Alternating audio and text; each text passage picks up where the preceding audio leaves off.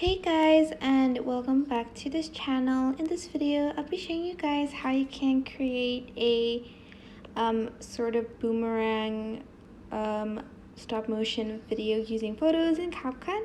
So I am just going to select these 3 pictures and you're going to set it to 0.3 seconds for all of them, like so.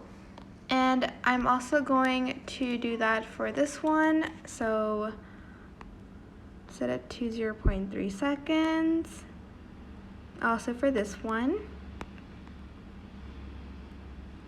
Okay. And then after that, you're going to want to export it. Go back and add in the videos as many times as you want. So I'm just going to press the plus button here. And then I'm just going to press copy like as many times as I want the sort of loop to happen. For instance, I want it up to around 6 seconds. I can do, well, around 6 seconds. And that's pretty much it. You can add in other effects if you'd like, but that's basically it. I hope this tutorial was helpful for you guys. Don't forget to like, comment, share, and also subscribe to this channel if you haven't done that.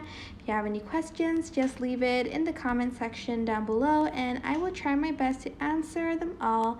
Thank you so much for watching. Bye!